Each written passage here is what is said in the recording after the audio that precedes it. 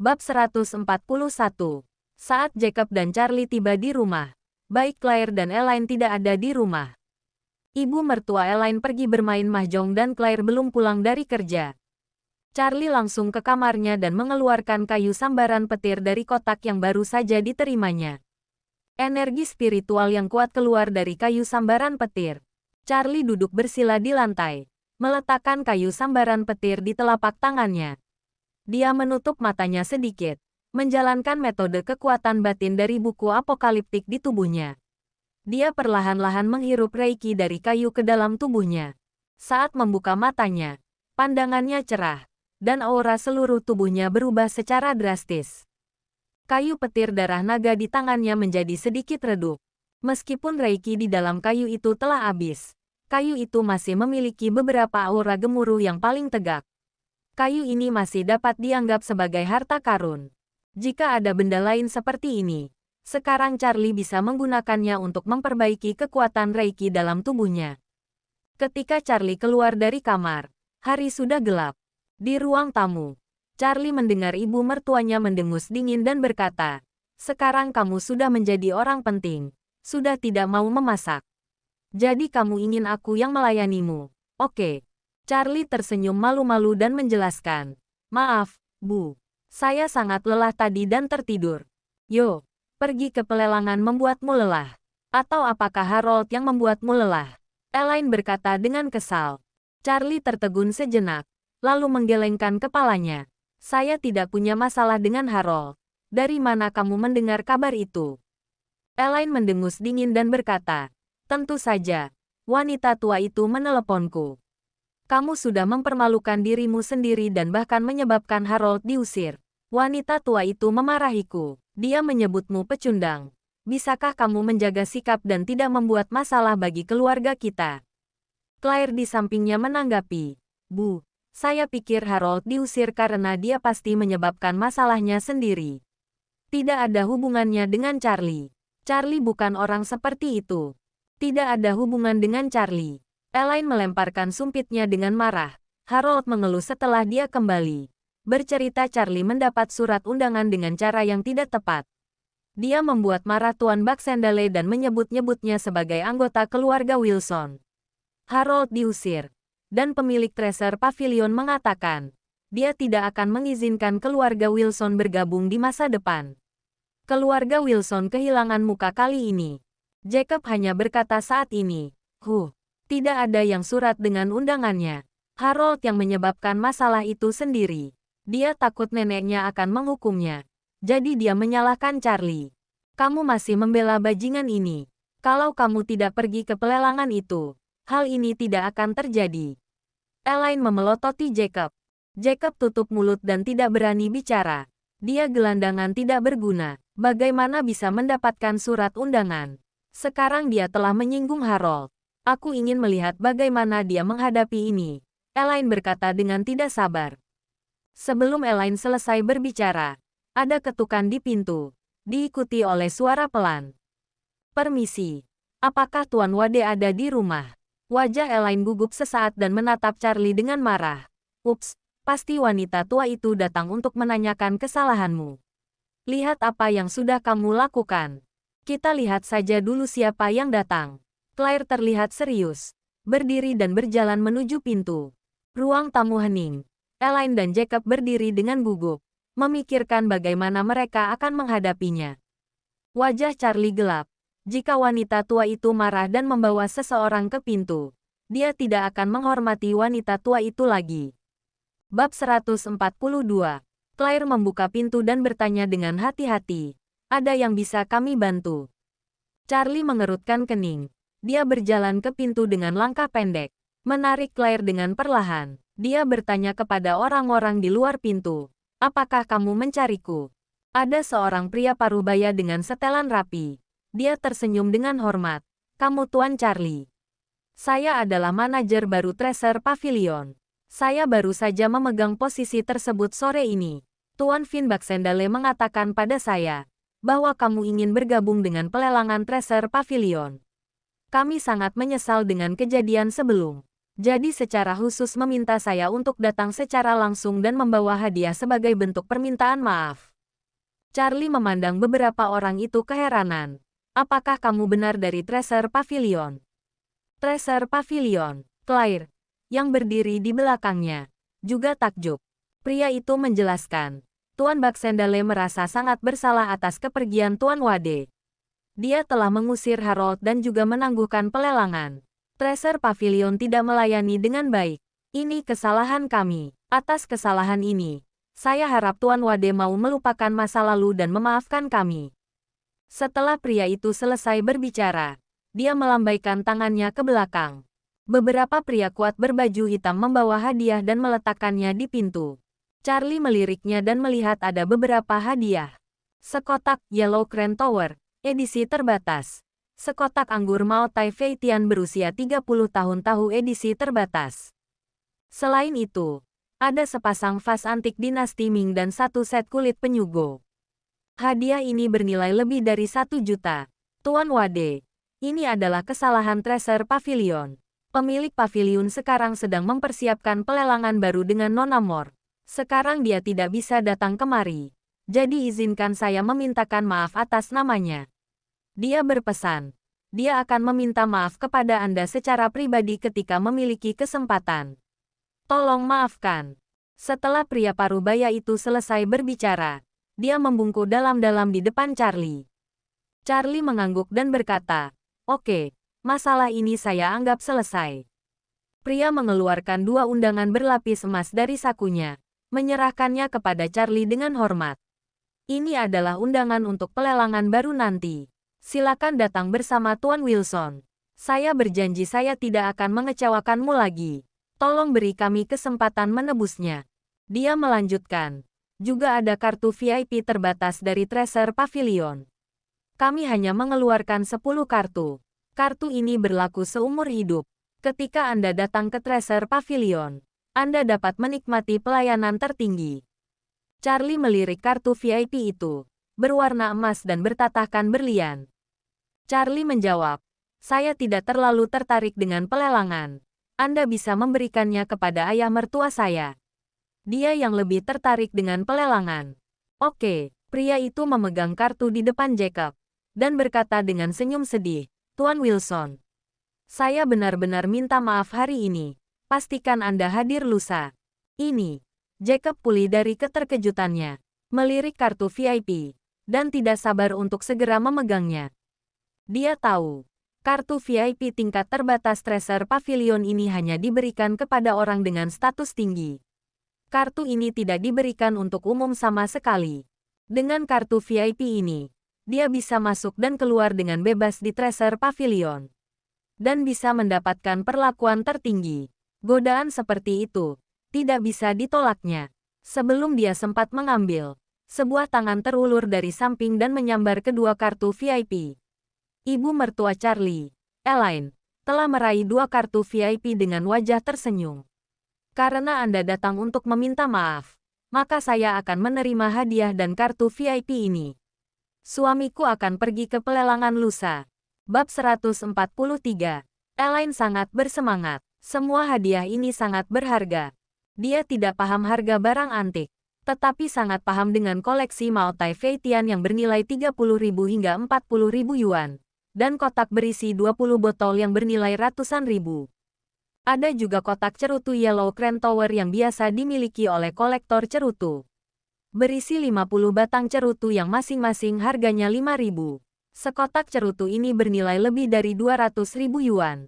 Semua hadiah bernilai 1 juta. Benar-benar berharga. Dengan 2 kartu VIP ini, dia juga punya bahan untuk pamer di depan teman-teman lamanya. Claire melihat ekspresi Elaine yang terpesona, dan tanpa daya berseru, "Bu." Elaine memelototinya. "Ada apa? Aku tidak bisa menerima hadiah dari orang lain." Claire berkata, "Maksud saya, kita tidak bisa menerimanya. Kita tidak tahu apa yang terjadi. Bagaimana kita bisa menerima hadiah yang begitu banyak dari orang lain?" Pada saat ini, Charlie berkata dengan ringan, "Ini adalah permintaan maaf. Itu harus diterima." Pria parubaya itu menarik napas lega. Sebelum dia pergi, Tuan Baxendale secara pribadi memberi pesan. Jika Tuan Wade tidak menerima hadiah ini, dia tidak perlu kembali. Jadi, dia sangat senang melihat Charlie menerimanya. Begitu Charlie berbalik, Elaine telah memindahkan cerutu dan alkohol ke dalam rumah, memegang sepasang vas antik di bawah lampu, menyentuh dan melihatnya. Charlie hanya bisa menggelengkan kepalanya. Dia berkata kepada pria parubaya itu, "Kalian bisa kembali." "Yah, aku tidak akan mengganggu lebih lama Tuan Wade."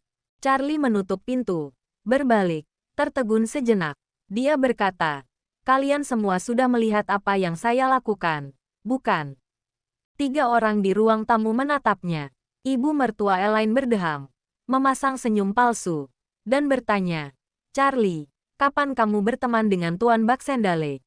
Mengapa mereka datang ke rumah kita untuk meminta maaf?" Charlie menggelengkan kepalanya dan berkata, "Bu, kamu salah paham. Saya tidak memiliki hubungan dengan mereka. Mereka datang untuk meminta maaf. Sikap pelayanan mereka kurang baik. Ada karyawan mereka melakukan kesalahan. Dan bos mereka memiliki sikap dan reputasi yang baik. Kompensasi ini untuk menjaga reputasi mereka." Elaine tiba-tiba kecewa. Wajahnya ditarik ke bawah. Dia berkata, "Saya pikir kamu sangat sukses dan dapat menjilat seorang pria besar. Ternyata ini hanya layanan konsumen." Claire bingung. Ada pihak yang mengirim hadiah yang sangat berharga. Apakah itu hanya karena sikap baik dan ingin memberi kompensasi kepada Charlie? Namun, setelah menerima banyak hadiah, suasana hati Elaine meningkat pesat. Dia memutuskan berhenti bertanya-tanya pada Charlie. Hatinya gembira, ingin menjual tembakau dan alkohol itu segera. Setelah makan, Charlie membersihkan piring di dapur. Dia menerima telepon. Orang yang menelepon adalah Graham, orang yang telah dia kenal dan dia bantu. Gelang zamrud itu diberikan oleh Graham. Di telepon, Graham berkata dengan hormat, "Tuan Wade." Charlie berkata dengan ringan, "Apakah ada yang salah?" Graham berkata dengan tergesa-gesa, "Tuan Wade, berkat bimbingan Anda, keluarga Quinton menjadi jauh lebih lancar akhir-akhir ini. Saya harus berterima kasih kepada Tuan Wade atas bimbingannya. Jika tidak, kami akan masih berada dalam masalah." Charlie berkata dengan ringan, "Saya pikir justru ini belum berhasil dengan mulus. Saya menebak, masih ada sesuatu yang kamu khawatir. Maka itu, kamu menelepon saya saat ini." Graham tersedak dan tersenyum canggung. "Tuan Wade, kamu benar-benar mengetahui banyak hal. Tidak ada sesuatu pun yang bisa saya sembunyikan dari matamu." Charlie tersenyum ringan, tetapi tidak menjawabnya. "Benar saja," Graham berkata dengan suara gemetar. "Tuan Wade, tolong selamatkan keluarga Quinton saya sekali lagi. Kami telah berhutang kebaikan dan kebajikan yang besar. Kami keluarga Quinton akan selalu bantuan Anda dalam hati kami." Bab 144. Di ujung telepon, wajah Graham pucat dan tubuhnya sedikit gemetar. Dia sangat ketakutan. Charlie mengerutkan kening dan bertanya dengan ringan, "Apakah sumbat gioknya retak?" "Tuan Wade, Anda memang layak menjadi master. Sekarang Anda telah mengatakannya lagi." Suara Graham sangat pelan, dan dia menarik napas perlahan. "Kami telah mengikuti instruksi Anda dan membungkus steker giok itu. Setelahnya kami juga makan makanan vegetarian selama 7 hari tanpa memakan daging. Tapi, keponakan saya yang bodoh, Adam, diam-diam makan sup merpati rebus dan secara tidak sengaja mengoleskan darah merpati pada sumbat batu giok. Hal-hal aneh kembali terjadi di rumah." Charlie mengerutkan kening dan bertanya, "Hal aneh apa yang terjadi?" Graham menceritakan, "Tadi malam, ada badai hebat. Badai petir menghantam halaman rumah kami, menghanguskan pohon osmanthus berusia seabad di halaman. Tidak hanya itu, tablet leluhur keluarga Quinton yang diabadikan di aula leluhur jatuh ke tanah tanpa sebab akibat, dan pecah menjadi 2 bagian. Ini sepertinya pertanda buruk." Charlie mengerutkan kening. Dari sudut pandang Feng Shui, menanam pohon osmanthus di halaman adalah simbol kekayaan dan keberuntungan. Tetapi pohon osmanthus disambar petir, yang menandakan bahwa keluarga Quinton akan runtuh. Tablet leluhur rusak, adalah tanda bahwa keluarga Quinton akan segera mati. Dia tidak membayangkan bahwa roh jahat dari batu giok ini begitu kuat, Lebih serius dari perkiraannya. Hanya dengan darah merpati, roh jahat itu terbang ke langit. Menunggu jawaban Charlie, Graham memohon. Keluarga Quinton telah lama melakukan bisnis. Kami selalu baik kepada orang lain dan tidak pernah melakukan kesalahan. Saya mohon Tuan Wade untuk mengasihani dan menyelamatkan keluarga Quinton kami. Charlie berkata, Graham, bukan karena aku tidak ingin menyelamatkanmu. Roh jahat Yusai terlalu berat. Dia telah dibawa oleh Adam bertahun-tahun. Roh jahat itu telah menyelimuti halaman keluarga Quinton. Tidak mungkin menghadapinya dengan jimat biasa. Lalu, apa yang harus kita lakukan? Sangat disayangkan keluarga Quinton mengalami bencana seperti itu. Graham menghela napas dan suaranya bergetar. Charlie merenung. Roh jahat akan menjadi lebih ganas saat melihat darah. Dan ini darah merpati panas. Sekarang untuk menekan roh jahat yang begitu berat, saya khawatir saya hanya bisa meminjam kekuatan-kekuatan surga dan bumi. Oke, jika Tuan Wade membutuhkan sesuatu, bahkan jika aku bangkrut, aku akan berusaha mendapatkannya. Charlie berkata dengan ringan. Yah, kebetulan akan ikut dalam pelelangan treasure pavilion besok. Saya akan melihat apakah ada benda spiritual di sana. Adapun apakah saya bisa mendapatkannya, itu tergantung pada keberuntunganmu. Oke, kalau begitu aku akan merepotkanmu Tuan Wade. Graham mengucapkan terima kasih berulang kali kepada Charlie.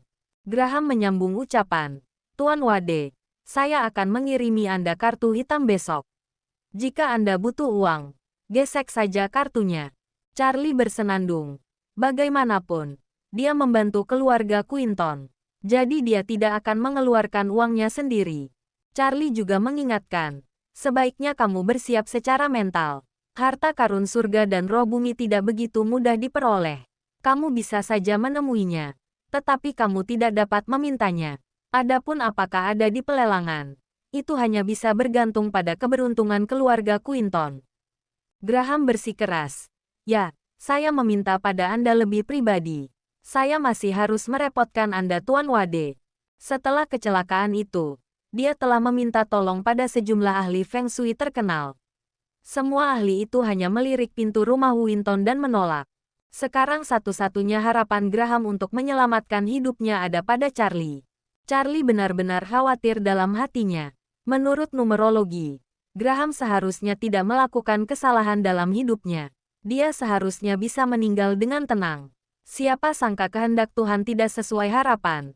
Adam Quinton, bintang berkabung, muncul dalam keluarga. Membuat keluarga ini kusut. Jika dia tidak menyelamatkannya, dalam setahun, keluarga Quinton akan hancur. Bukan hanya dia dan Adam, tetapi juga gadis kecil yang cantik, Aurora. Dia khawatir mereka juga akan binasa. Charlie Wade bab 145. Keesokan harinya, Graham menuju rumah Charlie pagi-pagi sekali. Sebelum Charlie pergi membeli sayuran, Graham sudah tiba dan menyerahkan kartu hitam kepada Charlie. Ada beberapa ratus juta dalam kartu ini, untuk menyelamatkan keluarga Quinton. Jika Charlie menghabiskan semua uang itu, tidak menjadi masalah bagi Graham. Aurora juga ikut bersama ayahnya. Kali ini dia tidak sombong seperti terakhir kali di Jalan Antik. Melihat Charlie, wajah Aurora penuh hormat. Sejak Adam membuat masalah, keluarga Quinton telah mengalami banyak hal buruk. Tubuh lelaki tua itu pun memburuk tanpa alasan. Dia sekarat. Saat itu dia menyadari, satu-satunya yang bisa menyelamatkan keluarganya adalah Tuan Charlie. Setelah Graham menyerahkan kartu kepada Charlie, dia berlutut di depan Charlie dengan bunyi gedebuk. Memohon dengan air mata, Tuan Wade, tolong selamatkan nyawa keluarga Quinton apapun yang terjadi. Tidak masalah jika saya mati, asal jangan putriku yang masih muda. Aurora, yang berada di sampingnya, tidak bisa menahan diri untuk tidak tersipu. Dia ikut berlutut dan menangis. Tuan Wade, tolong selamatkan keluarga Quinton. Saya bersedia menukar hidup saya untuk umur panjang ayah saya. Graham berkata dengan marah. Omong kosong apa yang kamu bicarakan? Charlie menggelengkan kepalanya tanpa daya, mengulurkan tangannya untuk membantu mereka berdiri. Saat memegang tangan lembut gadis kecil itu, membuat Charlie merasa gelisah. Setelah membantu mereka, Aurora sedikit tersipu. dan tampak sangat malu. Charlie berkata, "Jangan khawatir.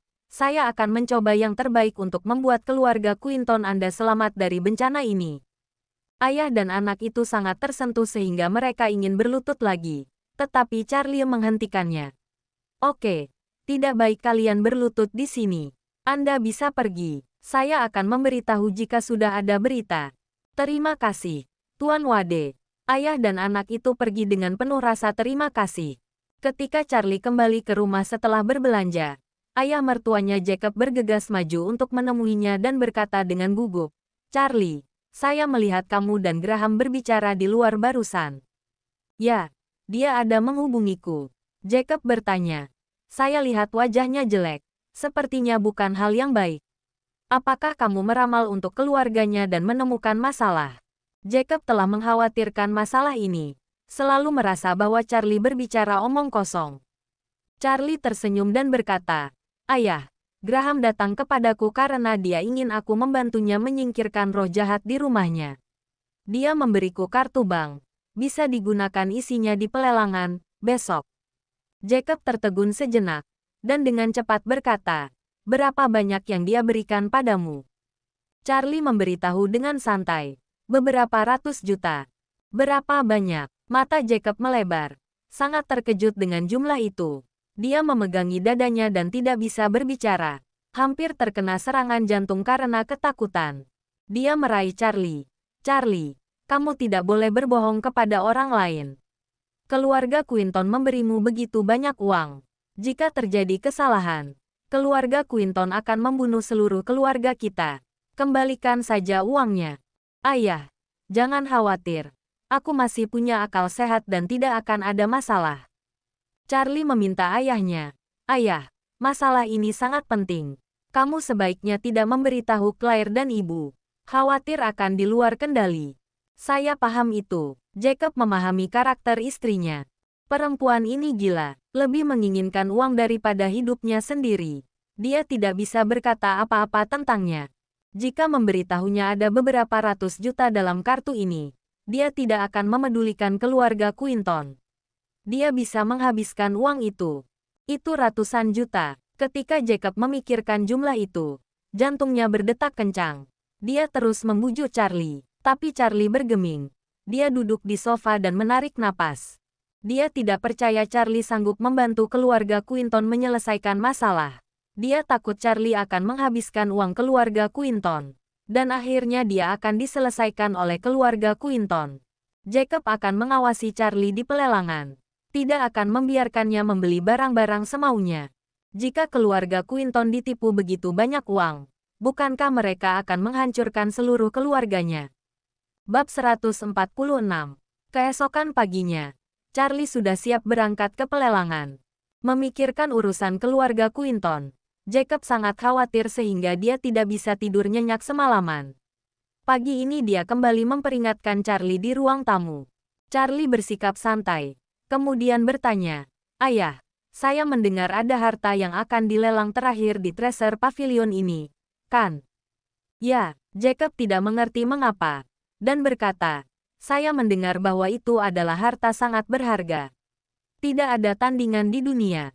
Lalu dia meraih tangan Charlie dan berkata, "Menantu laki-laki, jangan mengambil keputusan tentang harta terakhir ini.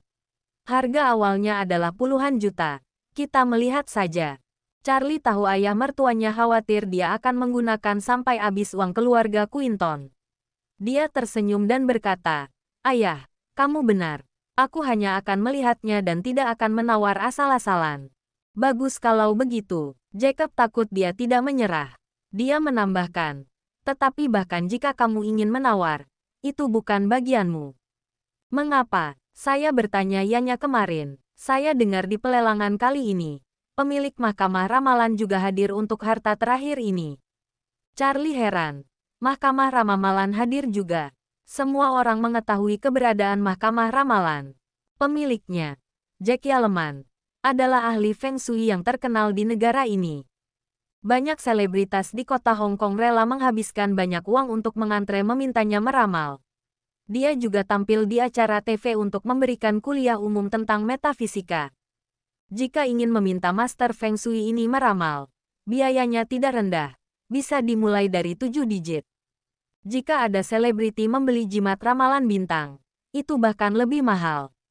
Namun, meskipun biaya mahalnya, benda yang dia jual benar-benar asli. Ramalannya sangat akurat untuk meramal.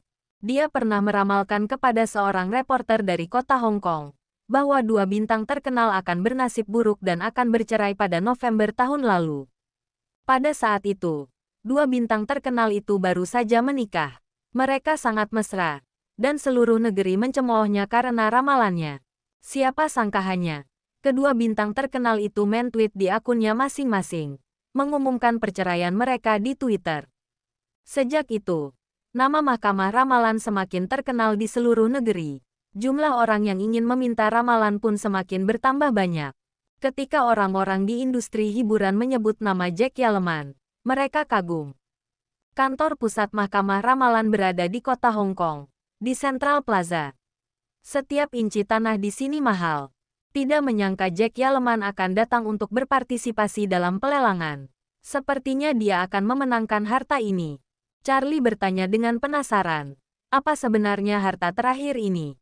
Saya juga tidak tahu. Pokoknya kita lihat saja nanti dan jangan beli.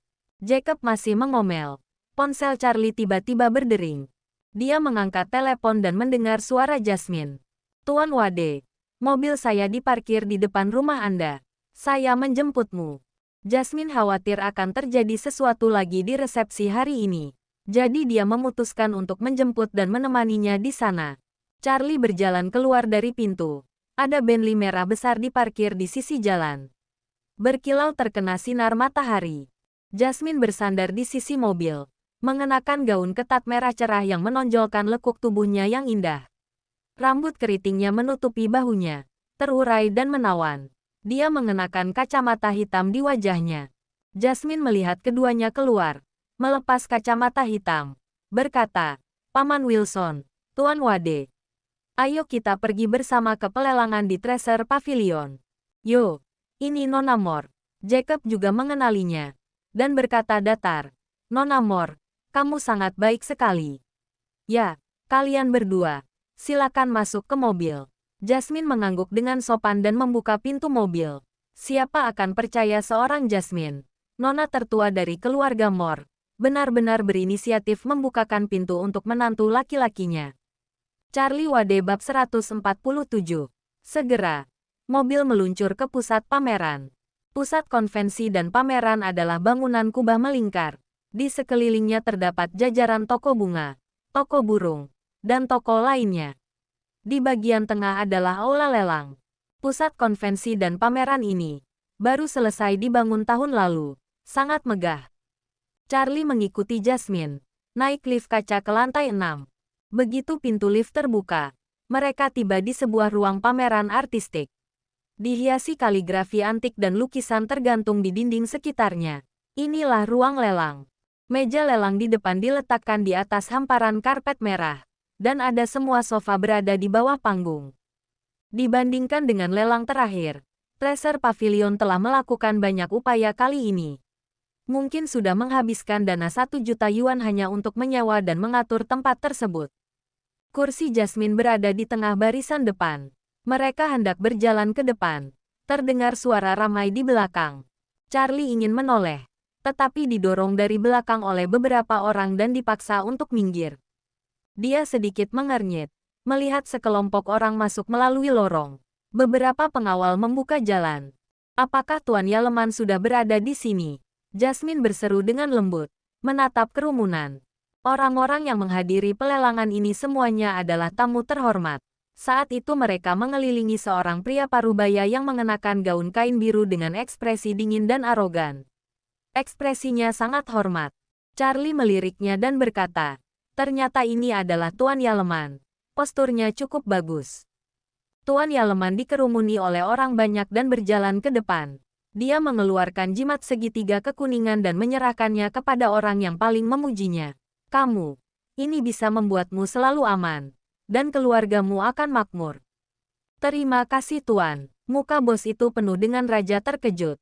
Dia tersanjung dan mengambil jimat perdamaian, memasukkannya ke dalam pelukannya seperti harta karun. Dia berkata kepada orang-orang di sekitarnya, "Jimat keselamatan Tuan Yaleman sangat spiritual. Saya memintanya setiap tahun. Terima kasih untuk beberapa tahun terakhir ini Tuan Yaleman. Bisnis saya semakin besar." Orang-orang di sekitarnya cemburu. Beberapa orang meminta Tuan Yaleman, tetapi dia mengabaikannya. Asisten di sebelah Tuan Yaleman mendengus dingin dan berkata kepada orang banyak dengan logat Mandarin gaya Hong Kong, "Apakah menurut kamu jimat perdamaian Tuan Yaleman adalah sesuatu yang bisa mudah kamu dapatkan? Yang lain bisa datang ke mahkamah ramalan kami untuk konsultasi dan untuk jimat perdamaian. Ini 200.000.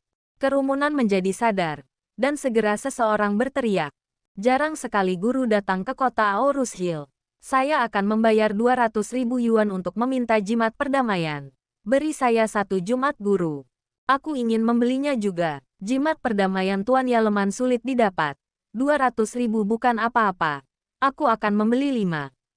Ada banyak kegembiraan di tempat kejadian. Dan banyak bos mentransfer deposit di tempat. Memohon jimat perdamaian Tuan Yaleman. Berbaris dan datang satu persatu.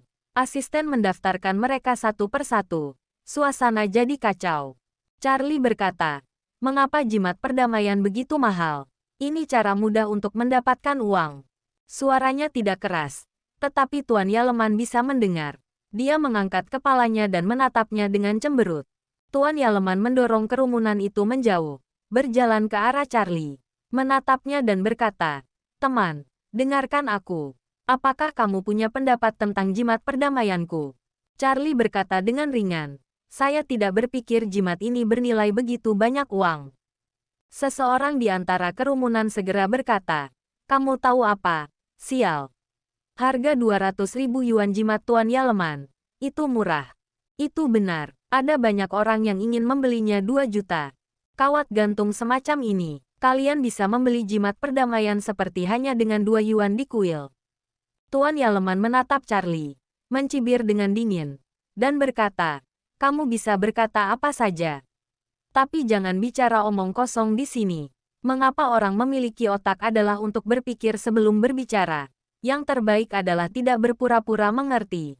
Setelah berbicara, Tuan Yaleman melengkungkan bibirnya dengan jijik dan berjalan ke ruang pameran. Charlie tampak acuh tak acuh.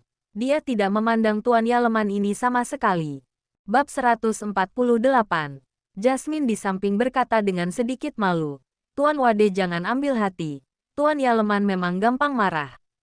Charlie menggelengkan kepalanya dengan acuh, berkata kepada Jasmine, "Ayo kita masuk juga." Para tamu memasuki venue satu persatu. Tuan rumah adalah pemilik paviliun dari Treasure Pavilion, Vin Baxendale. Setelah beberapa kata sambutan di atas panggung, sesi lelang resmi dimulai.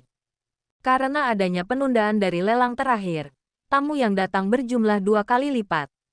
Benda pertama yang dibawa ke panggung dengan troli adalah pembakar dupa tembaga antik. Juru lelang memperkenalkan, ini adalah pembakar dupa Bangau Pinus dinasti Tang. Merupakan salah satu harta yang diberikan Kaisar Tang kepada Sudongpo, seorang ahli kaligrafi dan lukisan. 2 kotak ambergris yang menyertainya adalah benda kerajaan dari dinasti Tang. Orang-orang tidak diizinkan menggunakannya tanpa izin. Metode produksinya telah lama hilang. Ada efek menyegarkan dan memiliki sedikit efek pada tubuh. Lalu dia memberi isyarat kepada asisten untuk menyalakan dupa. Seorang wanita etiket dalam Chongsam dengan hati-hati mengambil sejumput kecil dupa dengan sendok perak dan menyalakannya. Asap putih bersih keluar seperti air terjun, perlahan-lahan mengalir ke bawah pembakar dupa. Burung Bangau Pinus di pembakar dupa itu hidup, dan samar-samar berkibar. Aroma samar tiba-tiba melayang di aula lelang. Baunya menyegarkan. Ada perasaan segar. Charlie mengangguk dan berkata, "Ini benar-benar ambergris asli, disempurnakan oleh paus sperma. Tidak mungkin membeli kerajinan dupa buatan tangan seperti ini saat ini." Juru lelang mengetuk palu 2 kali dan berkata, "Harga awal dari pembakar dupa aliran balik Songhe adalah 800.000, dan kenaikan harga penawaran 100.000. Pembakar dupa ini dibuat dengan sangat indah, memiliki nilai koleksi tertentu. Harga lelangnya moderat." Para hadirin mengangkat plakat satu demi satu. Setelah beberapa saat, Pembakar dupa diambil oleh seorang penawar seharga 1,6 juta. Menyusul pembakar dupa, ada 7 atau 8 lot ditawarkan. Semuanya barang antik berkualitas tinggi. Suasana tempat itu hangat, dan hadirin menawar silih berganti. Jacob menonton dengan senang. Dia terlalu malu untuk mengangkat kartunya. Sedangkan Charlie, dia sama sekali tidak tertarik mendapatkan koleksi-koleksi ini.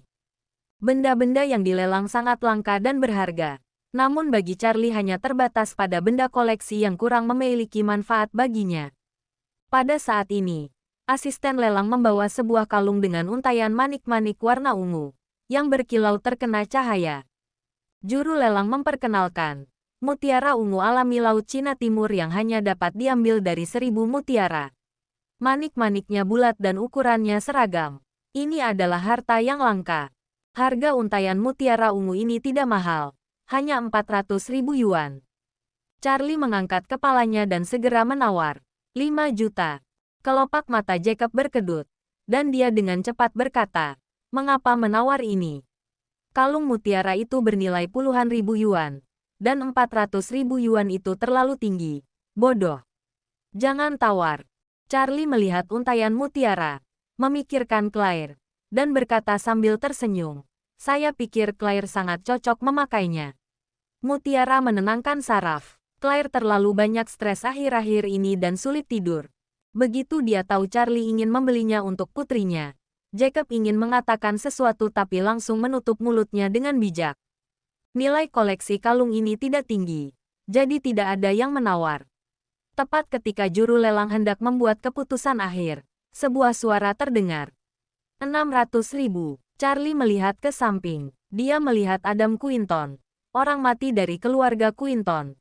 Menunjukkan kepalanya dari samping dengan seringai di wajahnya, dia berkata kepada Charlie, "Maaf, saya juga menyukai kalung ini." Charlie tidak bisa menahan cemberut. Mengapa anak itu ada di sini? Bukankah dia sedang dihukum oleh Graham? Bab 149. Adam telah mengalami beberapa hari yang menyedihkan. Setelah dia mendapat masalah beberapa hari yang lalu, dia dipukuli oleh paman keduanya dan dilarang pergi keluar rumah. Dia memiliki kecintaan luar biasa pada barang antik. Bagaimana dia akan melewatkan begitu saja pelelangan ini? Jadi, dia mencari segala cara untuk kabur dan berpartisipasi dalam pelelangan hari ini. Tidak menyangka akan bertemu lagi dengan Charlie di sini. Dia selalu meremehkan Charlie. Baginya, paman keduanya telah tertipu oleh Charlie. Kali ini dia tidak berani memprovokasi Charlie secara langsung. Jadi saat melihat Charlie menawar kalung, dia langsung menawar. Kalung itu tidak berguna baginya, hanya ingin membuat Charlie tidak nyaman. Charlie meliriknya, lalu menoleh dengan dingin, dan terus menawar. 700.000. Adam mengikuti. 800.000. Jacob tidak bisa duduk diam. Charlie, ayo berhentilah memberi pertunjukan. Lupakan saja. Tidak perlu bersaing. Charlie tersenyum ringan dan berkata, "Lihat dulu bagaimana aku akan bermain dengannya." Setelah berbicara, dia mengangkat tangannya langsung. 8 juta. Seisi ruang tercengang. Tawaran terakhir menyebut 800.000. Tetapi dia langsung menaikkan 8 juta. Apakah dia gila? Adam juga tercengang. Sial. Dia tidak bermain sesuai dengan perlahan. Tadi dia menawar 800.000. Harusnya Charlie menawar 900.000. Paling banyak 1 juta. Apa maksudnya 8 juta? Apakah dia punya uang untuk dibuang? Atau apakah otaknya korsleting? Charlie mengangkat alisnya ke arah Adam dan berkata sambil tersenyum, "Tuan Muda Quinton, lanjutkan." Adam meludah. "Apakah saya gila? 8 juta untuk membeli sampah ini. Lupakan saja. Saya akan memberikannya kepada kamu." Meskipun Adam tidak tahan menahan malu, dia benar-benar enggan menawar 8 juta. Nilai manik-manik ini paling tinggi 700.000 yuan. 8 juta yuan adalah pemborosan. Kakinya bisa patah ketika dia kembali ke rumah. Ini bukan cara bagus menghabiskan uang. Charlie menatap Adam dan berkata dengan jijik, "Tuan Muda Quinton, menyerah begitu cepat. Sepertinya kamu tidak mampu." Semuanya tertawa. Adam tersipu dan berkata, "Jangan membuatku kesal. Aku yakin kamu tidak mampu membelinya sama sekali." Kamu hanya membabi buta menawar. Ingin menjebakku ke dalam perangkap. Aku ingin melihat bagaimana kamu bisa membayar $800 ini. Ayo. Charlie cemberut. Jika kamu tidak mampu membelinya, katakan saja kamu tidak bisa. Apa gunanya berbicara begitu banyak? Pada saat ini, juru lelang menjatuhkan palu. 8 juta. Sepakat. Selamat untuk Tuan Wade. Segera setelah itu, seorang wanita datang ke Charlie dengan mesin gesek kartu nirkabel dan berkata, Tuan Wade, silakan gesek kartu Anda untuk membayar. Semua orang menatap Charlie. Adam mencibir. Charlie, saya penasaran bagaimana kamu menggesek kartumu. Bisakah kamu membayar 8 juta itu? Yang lain juga penasaran. Tawaran Charlie membabi buta. Bisakah dia benar-benar membayarnya? Charlie tersenyum ringan, mengeluarkan kartu hitam Graham, dan menggesek kartu. Kartu hitam tidak memiliki kata sandi. Gesek berhasil. Asisten menyerahkan tanda terima kepada Charlie dan berkata dengan hormat, Tuan Wade, kalung mutiara akan diberikan sebelum lelang berakhir. Oke, Charlie mengangguk. Yang lain kaget. Sepertinya dia benar-benar kaya. Untuk membeli kalung seharga 700.000 dengan harga 8 juta, orang ini benar-benar berani. Pada saat ini, Charlie memandang Adam dan bertanya sambil tersenyum. Tuan Quinton, kamu puas? Ada ledakan tawa di sekitar, dan seseorang menggoda. Tuan Quinton, apakah keluargamu sudah tidak mampu menghasilkan uang lagi? Haha, saya pikir Tuan Muda Quinton terlalu lemah untuk bersaing. Hahaha, Adam merasa sangat panas di wajahnya. Sial, dia benar-benar memiliki begitu banyak uang. Sungguh memalukan sekarang. Dia mengertakkan gigi dan berkata, Charlie, aku tidak akan pernah kalah darimu selanjutnya. Charlie mengangguk dan berkata dengan acuh tak acuh, Oke, mari kita bersaing lagi. Adam tidak tahu di mana Charlie mendapat begitu banyak uang. Dia tidak tahu Charlie memegang kartu yang diberikan oleh paman keduanya. Segera, beberapa koleksi dibawa ke panggung, diikuti oleh embrio giok topas setengah jadi. Setengah dari embrio giok ini dibungkus dengan batu, untuk menunjukkan bahwa itu murni alami. Harga awal 800.000. Charlie Wade bab 150. Embrio batu giok yang terbentuk secara alami mengandung energi spiritual tertentu. Charlie menilai, giok ini tepat untuk memperbaiki jimatnya yang kemudian akan diberikan kepada Graham. Dia langsung mengangkat kartunya. Tawar. 900.000. Tapi begitu dia selesai berbicara, suara yang familiar terdengar lagi. 1 juta. Charlie menoleh dan bertemu mata provokatif Adam. Dia tetap diam dan terus mengangkat plakatnya. 1,1 juta. 120. Setelah beberapa kali, harga embrio Tian Huangyu telah berlipat ganda, melonjak menjadi 2 juta di bawah penawaran yang disengaja dari Adam. Banyak orang yang hadir juga melihat bahwa Adam dengan sengaja mengarah Charlie lagi. Semua orang sedang menunggu pertunjukan bagus lainnya. Mereka menatap tangan Charlie. Charlie perlahan mengangkat plakat dan berkata, 20 juta. Apa-apaan ini? Gila. Dari 2 juta langsung ke 20 juta. Ini sama seperti sebelumnya. Itu 10 kali lipat. Wajah Adam menjadi sangat jelek. Apa yang dilakukan Charlie? Bahkan jika dia punya uang, mengapa dia menghabiskan dengan cara ini? Apakah ini uang korup? Dia hanya seorang anak hilang yang terkenal di Aurus Hill. Saya dari keluarga kaya saja tidak mau membeli sesuatu dengan harga 10 kali lipat. Dia ragu-ragu sejenak, mengikuti atau tidak. Ikuti. Dia akan membuang lebih dari 18 juta dengan sia-sia. Jika tidak mengikuti, Charlie akan mempermalukannya lagi dan orang-orang akan menertawakannya. Dia sudah kehilangan muka sekarang. Jika Charlie mengalahkannya lagi, dia akan kehilangan muka lagi. Adam menggertakkan giginya dan menawar. Aku akan membayar 20,1 juta. Ada keseruan di pelelangan. Adam menambahkan 100.000. Inilah tantangannya. Charlie tersenyum sedikit saat ini, dan mengangkat tangannya lagi. Saya akan membayar 30 juta. Apa? Ini benar-benar gila. Orang ini terlalu keras kepala. 2 juta menjadi 20 juta. Dan 20,1 juta menjadi 30 juta. Penawaran Charlie membuat semua orang di tempat ini takut. Adam juga pingsan. Apa yang Charlie lakukan? Apakah dia benar-benar kaya? 30 juta. Dia bisa membeli 15 keping batu giok seperti itu. Siapapun yang membayar harga ini, itu terlalu mahal. Charlie bertanya lagi pada Adam. Tuan Quinton, mari lanjutkan. Adam panik. Beli keping batu giok seharga 30 juta. Jika keluarganya tahu, dia akan mati. Kakaknya, Aurora, pasti akan memukulnya sampai cacat seumur hidup. Namun, saat ini banyak yang menonton. Bagaimana melawannya? Wajah Adam menjadi merah dan putih. Juru lelang menyebut harganya. 30 juta sekali. 30 juta dua kali. Penonton yang panas di tempat kejadian mulai berteriak. Tuan Quinton, ayo ajukan penawaran. Tuan Quinton, kamu harus tangguh. Tuan Quinton, jangan membuat kami memandang rendah Anda. Tuan Quinton, apakah kamu benar-benar pengecut? Kamu bertindak sangat agresif barusan. Tapi sekarang kamu takut. Charlie berkata sambil tersenyum. Tuan Quinton, jika kamu tidak menawar, kamu akan kalah.